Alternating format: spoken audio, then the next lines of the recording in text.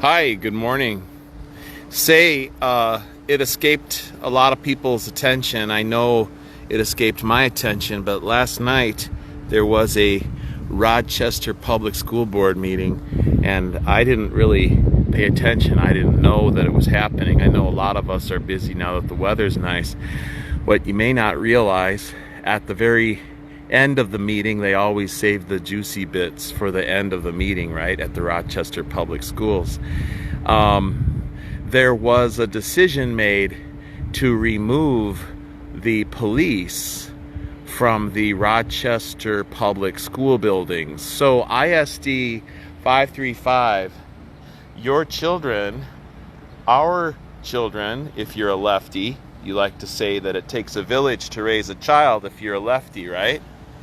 Well, I tell you what, the children of this community are no longer going to have the Rochester Public Police Department patrolling the Rochester Public Schools. So the decision was made to remove RPS. Instead, the public schools of Rochester will be creating their own quasi-paramilitary police force, shall we say, which will be responsible for the enforcement of law and order inside the Rochester Public Schools. Now, given the tremendous track record of the Rochester Public Schools in protecting kids inside those buildings, I've got questions. Shall we say, I think everybody who is connected in some way to the well-being of these kids, who cares, should be concerned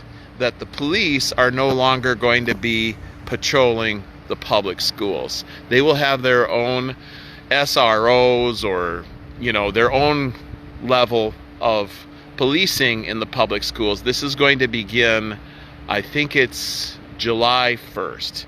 Anyway, for those of you who are thinking about homeschooling, now might be a good time to get that rolling. Other issues discussed, they created a 4-part level of bureaucracy for people to question curriculum issues. So you have to go through 4 different committees to get issues addressed on the curriculum that you have problems with. So whether it's Black Lives Matter as government hate speech, that they decided that Black Lives Matter is government speech. Everybody knows what that organization is about now.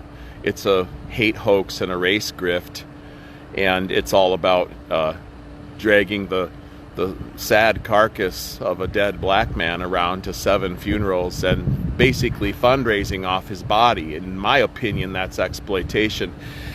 But hey, you're Black Lives Matter, so you get to use Black Lives to raise money for Act Blue. It ends up in the coffers of Democrat candidates. Isn't that weird? So, new curriculum, a way of questioning curriculum. That's a whole bureaucracy to go through, to jump through. That's going to be fun in the coming year. You won't be able to question or know what your kid's up to. So another policy, I think this is going into effect July 1st. Kent Pekel is considering banning cell phones inside the public schools. Now, for traditionalists, okay, and I would agree, this seems like a good idea because you're all accustomed to having your kids sit there playing on their electronic device and having screen time while you're trying to tell them some chores they got to do.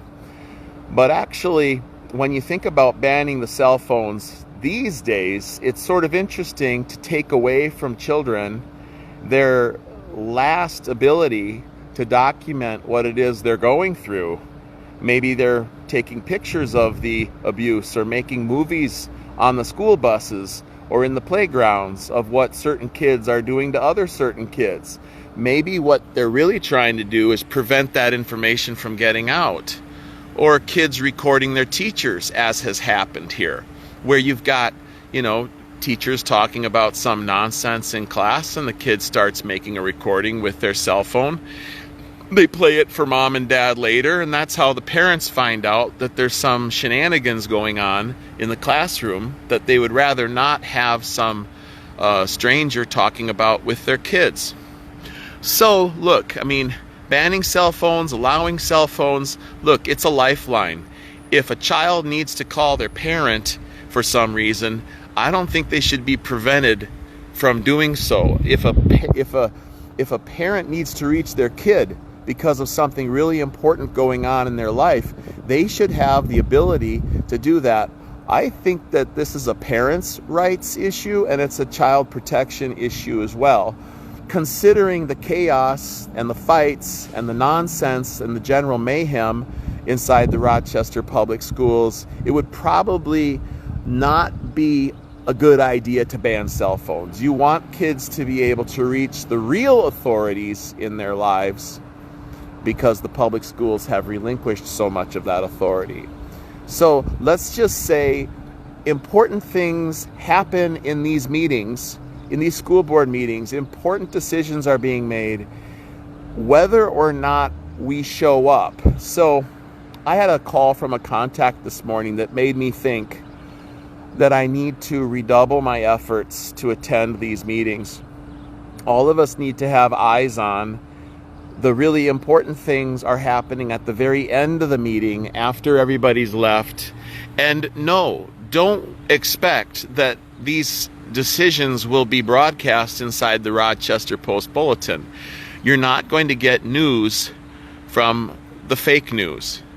In fact, you should probably consider turning off your subscription to the Post-Bulletin, because if you're still subscribing to what they churn out, you're part of the problem. If you're advertising in the Rochester Post-Bulletin, you're part of the problem. So go after the subscriber base, go after the advertising base, because they're not telling you about the decisions that go on in this building. And they're certainly misrepresenting, in a most morally reprehensible way, the very reasonable comments and questions which the public, the taxpayer, yes, parents as well, have been bringing to the Rochester Public Schools school board meetings in ISD535.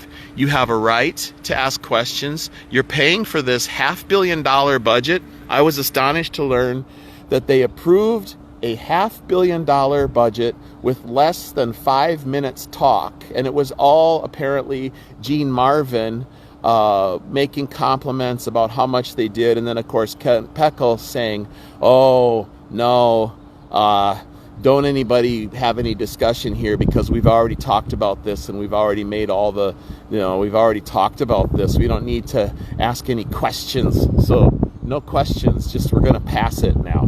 Oh, that's kind of weird. I thought you guys, if you had a quorum, you're supposed to have a public meeting and tell us what you're talking about. You've already discussed the budget. You don't want to discuss the budget at the actual school board meeting. Where are you talking about the budget? This seems to go like way beyond the pall right now. So everybody, let's try to redouble our efforts to attend these public meetings and be part of the conversation. Thanks to everyone who got through this boring long video. I'm going to try to do one more this morning. And get informed, stay involved.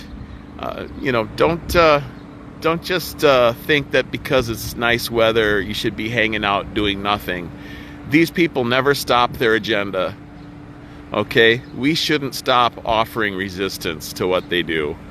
Thank you. And special shout out to my reporter friends at KTTC TV who monitor all of my broadcasts. Okay? Nice, thank you, and please be sure to forward this to all the pertinent authorities. Bye.